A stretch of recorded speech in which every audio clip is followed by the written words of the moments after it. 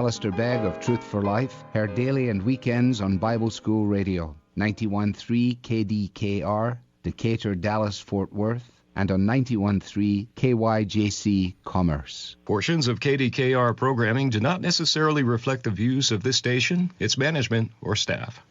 Prudent Money with Bob Brooks is sponsored by the Prudent Money Foundation on 91.3.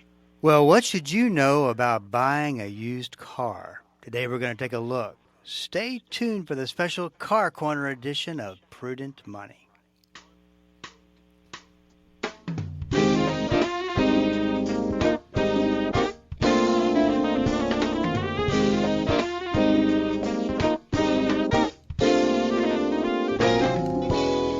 Good afternoon, this is Bob Brooks, and you are listening to this Prudent Money radio show. Thank you so much for joining me today. You know I do appreciate it. Actually, the special Car Corner edition of Prudent Money, which we do every Friday. Tony Joe is here to take your Car Corner questions.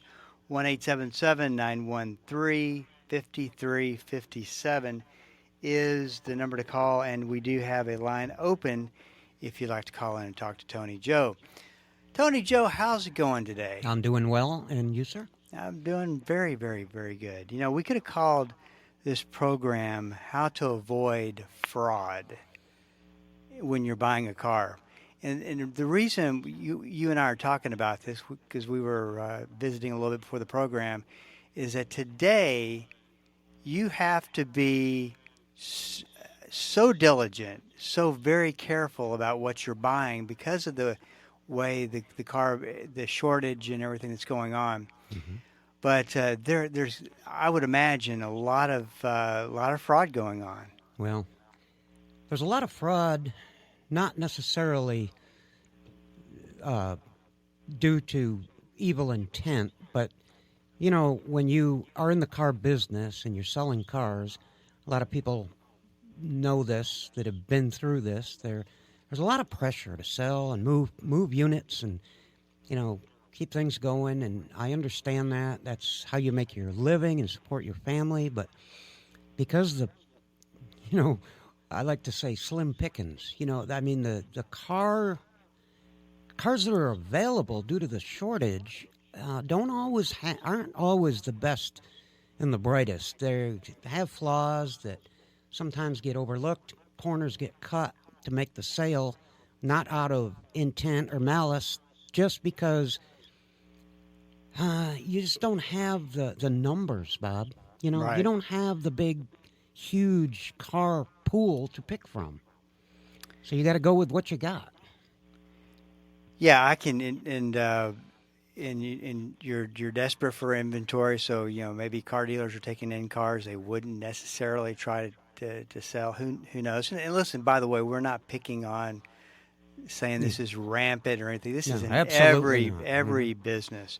What we want to do is just talk a little bit about how you can be a little bit more diligent about and do your homework that you might have skipped a time or two before, maybe the last time you bought a car, to make sure that you are getting yourself a good car and not something that you're going to regret later on down the road.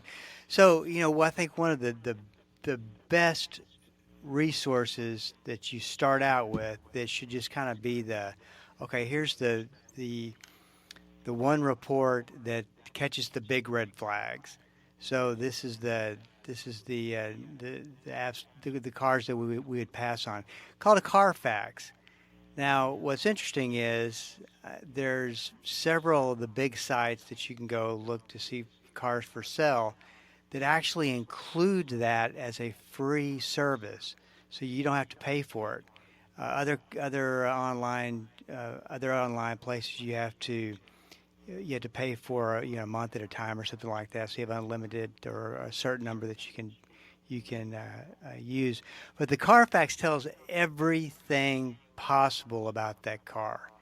And you know, one of the things you and I were talking about, of course, you have an independent shop.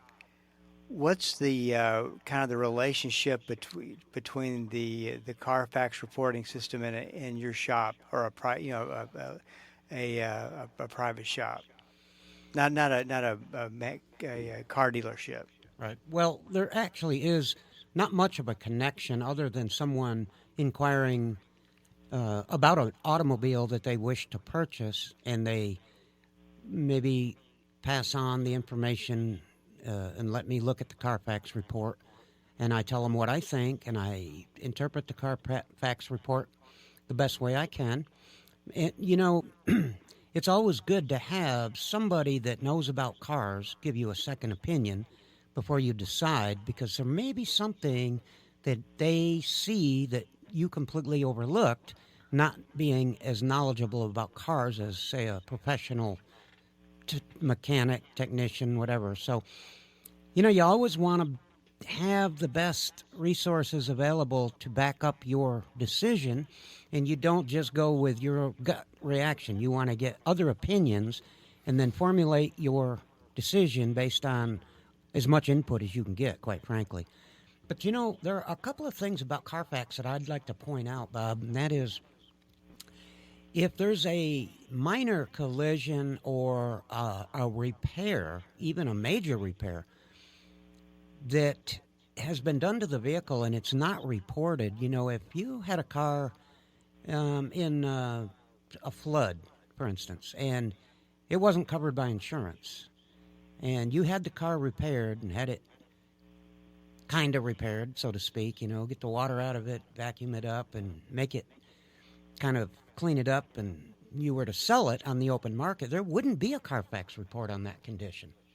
It was never reported to an insurance company, so that's going to be completely overlooked by Carfax. You're not going to have a report on it. That's why it's oftentimes it is to your benefit to have a service check the vehicle, and they charge a nominal fee, but, you know, they have to be paid for their time. But there are places that will check the vehicle for you before you actually buy it to make sure you're not getting some, I don't want to say fraud, but what if that situation that I just described were to happen? You'd be ending up buying a car that you didn't know was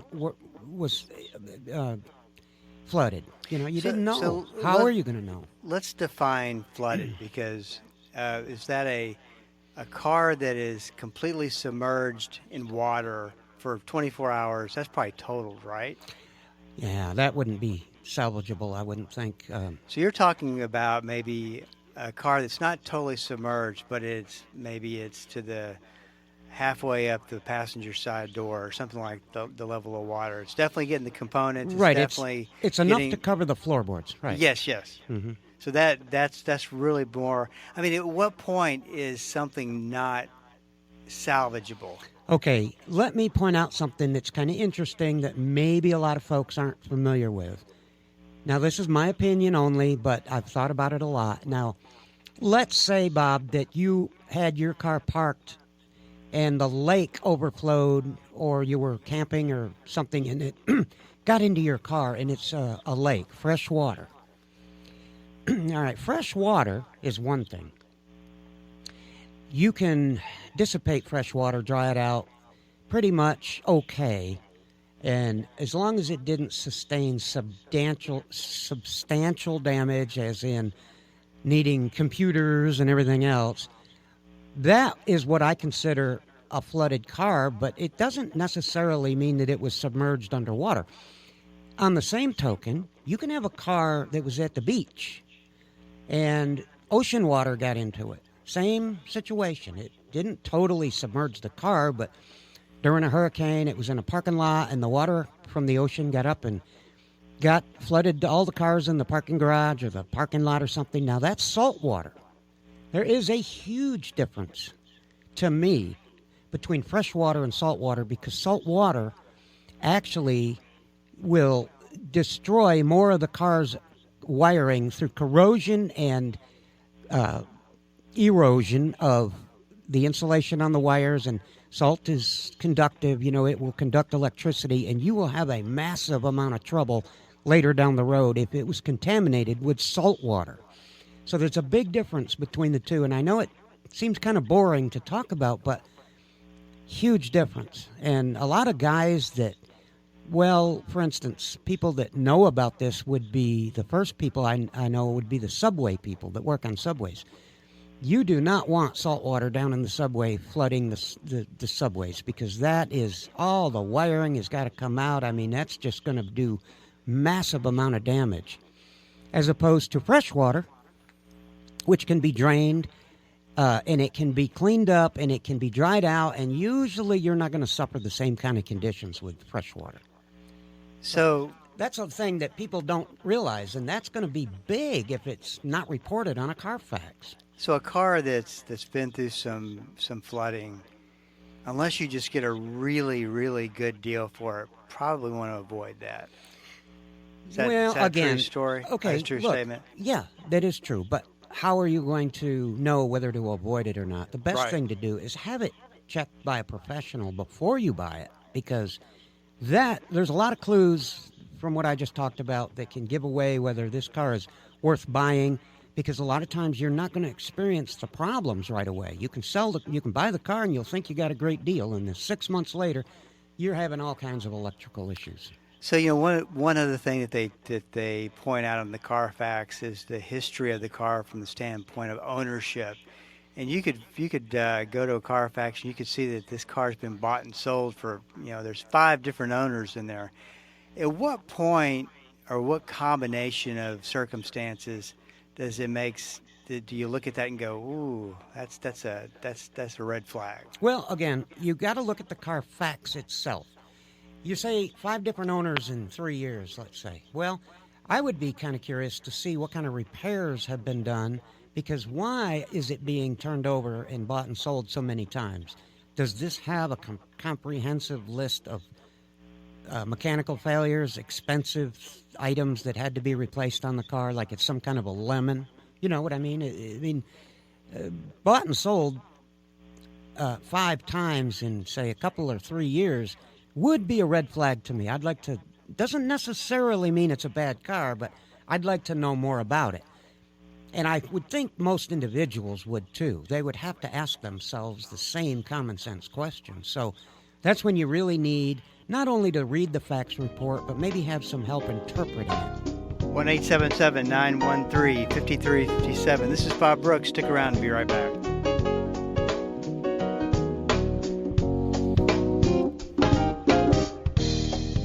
Dynamic, practical, life-changing. There's no point in going to church and not letting the Christ who gave birth to the church on the day of Pentecost change your life. Join us each day as Pastor Paul Shepherd applies the timeless truth of Scripture to everyday life. It's Destined for Victory on this great station. Weekday afternoons at 3:30 here on Bible School Radio, KDKR. On Truth for Life, Alistair Begg continues a topical study on suffering titled Dangers, Toils, and Snares. Find out how God is using suffering for our blessing and His glory. Then find out how our response to fear reveals our heart. That's this week on Truth for Life with Alistair Begg.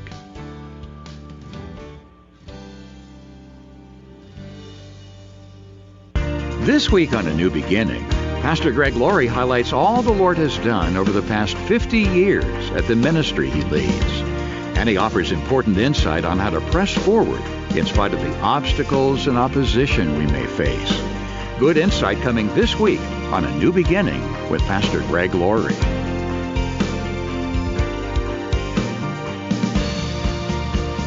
A New Beginning, weekday mornings at 7:30 here on KDKR.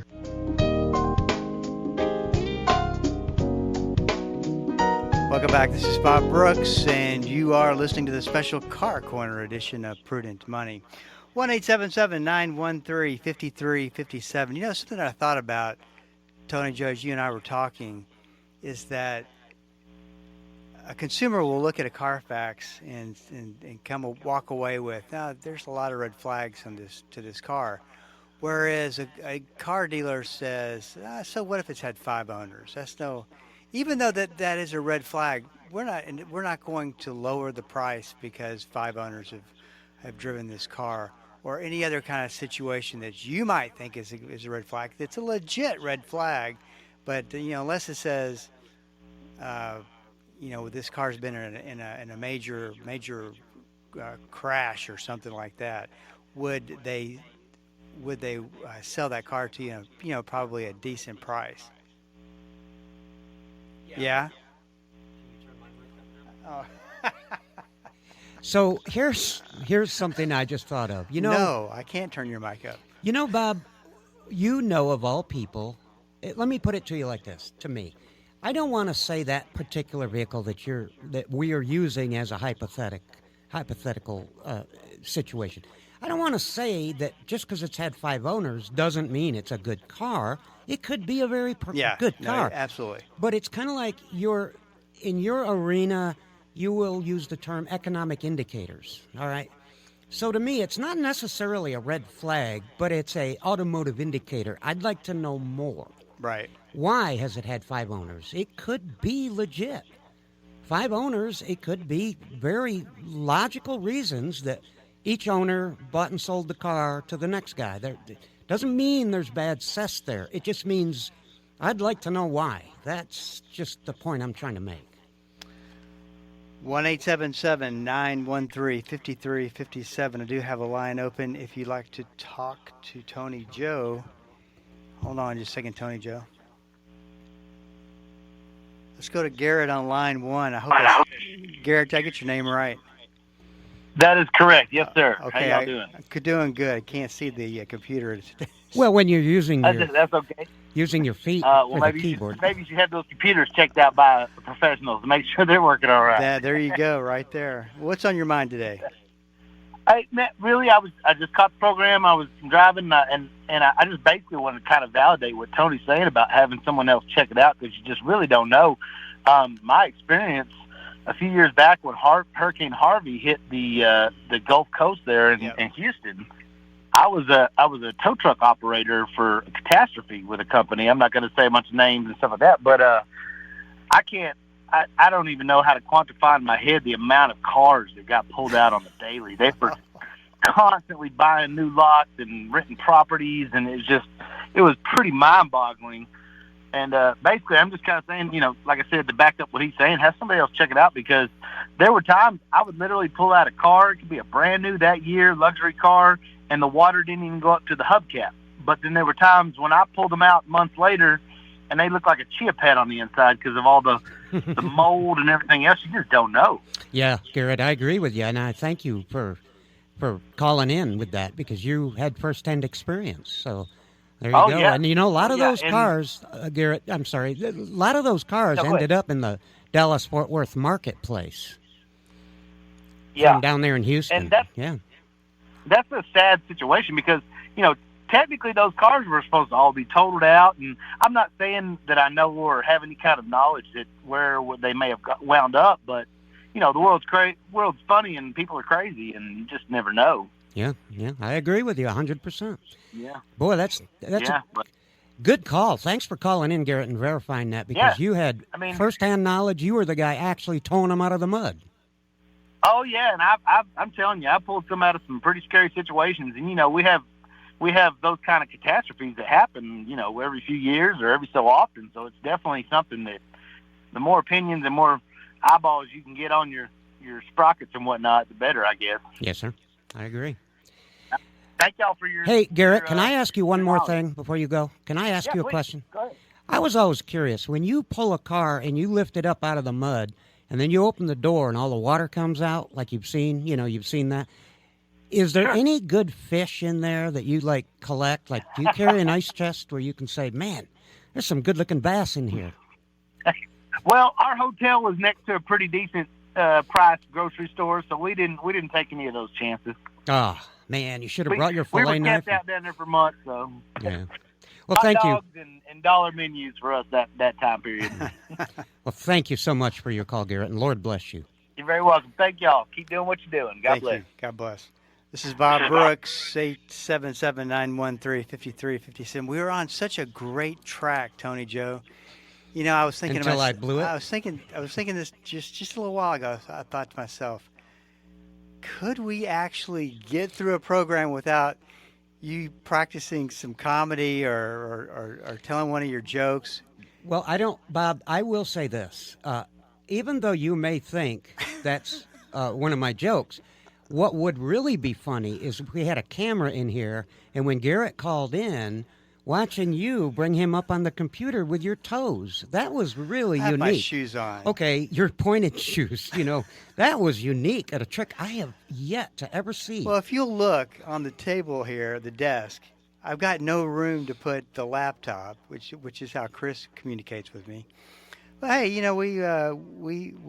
we deal with what we got. I mean, I deal with you. You got to do what you got to do, Bob, I guess. I just personally have never seen that. Well, there's the first time for everything. It's only, see, you gotta, there we go. Mm-hmm.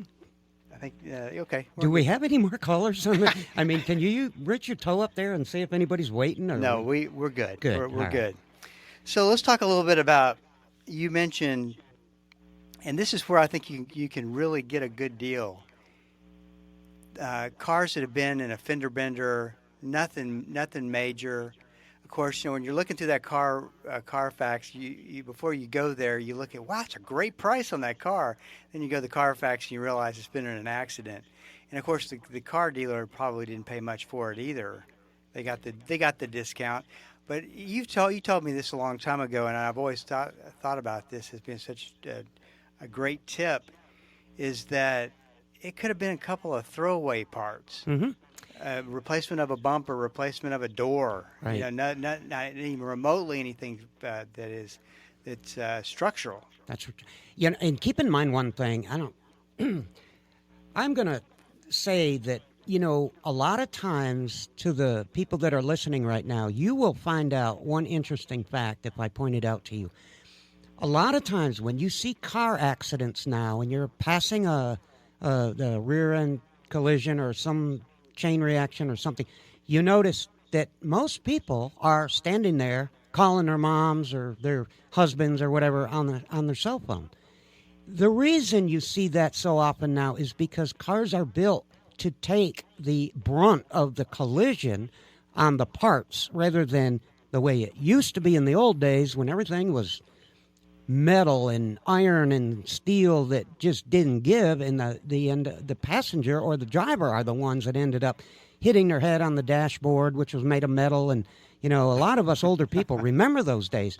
Well, now the car is built to take the abuse of a car collision, and it's made that way on purpose to keep the passenger safer. So this is why you can hit somebody at 10 miles an hour and do $5,000 worth of damage or more.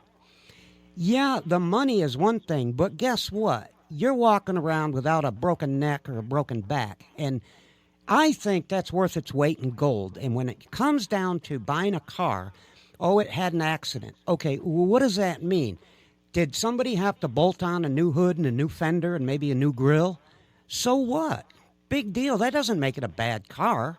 So there's a lot of things in a Carfax that you have to really investigate. You can't just read the words. You've got to be able to interpret it and understand what you're reading. And if you can't do it, then get some help. Make sure you know what you're reading, what the facts are about that car, because you could be passing up a lot of great deals.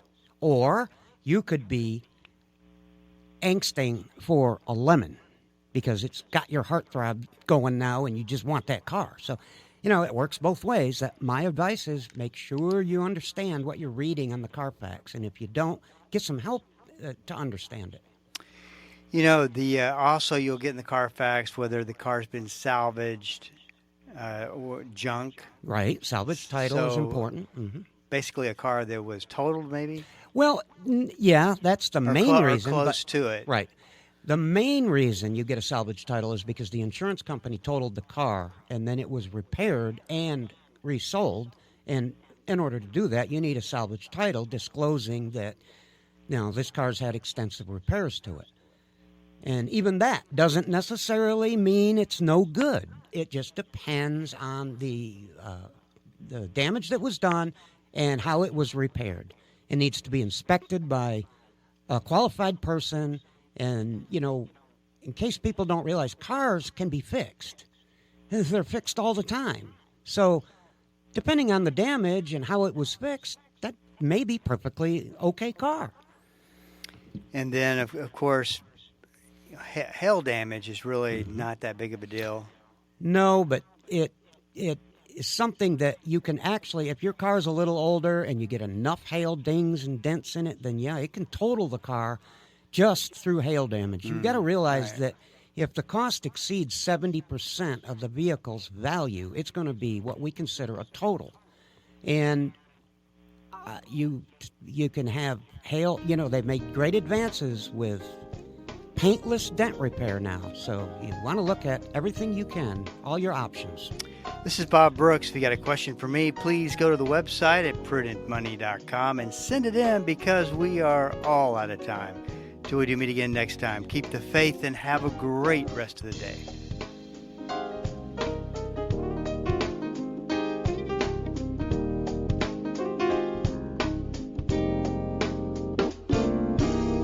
That's all the time we have for today. Questions or comments for Bob, or to find out more great information like what you've just heard, visit www.prudentmoney.com. Be sure to join Bob Brooks again for the next edition of Prudent Money.